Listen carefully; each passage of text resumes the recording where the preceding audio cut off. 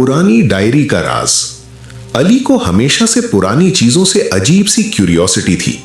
दादा का घर शहर से थोड़ा दूर था, पुराना, शांत और यादों से भरा हुआ।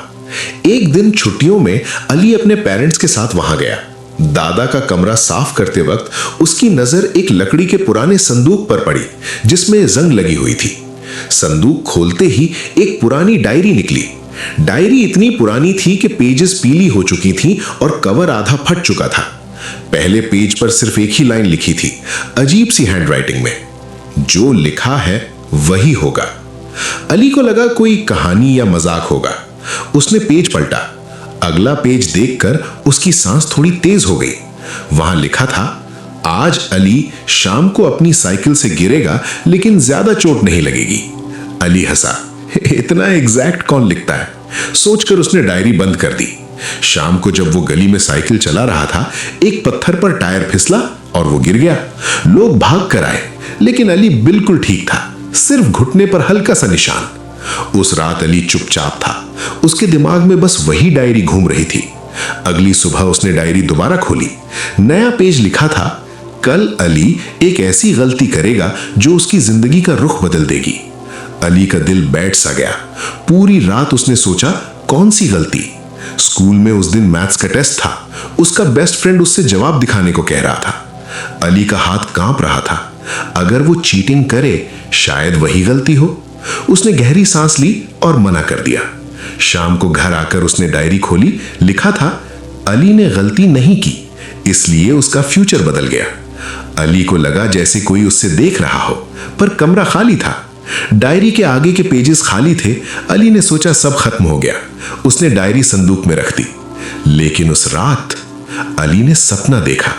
एक अंधेरा कमरा, चारों तरफ खामोशी, बीच में वही डायरी रखी थी, लेकिन इस बार डायरी खुद लिख रही थी। कलम हवा में चल रही थी और हर लिखे शब्द के साथ आवाज गूंज रही थी। अली घबराकर उठ गया। सुबह उठते ही वो संदूक के पास गया, डायरी खोली। एक नया पेज भर चुका था। जो सच से भागेगा वो धीरे धीरे खुद से दूर हो जाएगा। उस दिन स्कूल में बड़ी घटना हुई। अली के सबसे अच्छे दोस्त पर झूठा इल्जाम लगा। सब चुप थे। अली सब जानता था, लेकिन बोलने का मतलब था खुद को मुसीबत में डालना। उसका दिल कह रहा था चुप रहे, लेकिन डायरी के शब्द उसके कानों में गूंज रहे थे। आखिर अली खड़ा हुआ। टीचर और सब स्टूडेंट्स के सामने उसने पूरा सच बोल दिया। थोड़ी देर के लिए क्लास में सन्नाटा छा गया। इन्वेस्टिगेशन हुई, सच सामने आया। अली का दोस्त बच गया। उस दिन अली ने महसूस किया ये डायरी कोई जादू नहीं, एक इम्तिहान थी। शाम को डायरी खोली। आखिरी शब्द लिखे थे, जब तुम खुद सही फैसले लेने लगते हो तब डायरी की जरूरत खत्म हो जाती है। धीरे धीरे शब्द मिटने लगे। पूरी डायरी खाली हो गई। कुछ महीने बीत गए। अली ज्यादा कॉन्फिडेंट हो गया था। डर उसकी जिंदगी से धीरे धीरे निकल रहा था। फिर स्कूल में रायन आया, चुप रहता, उदास आंखों वाला लड़का।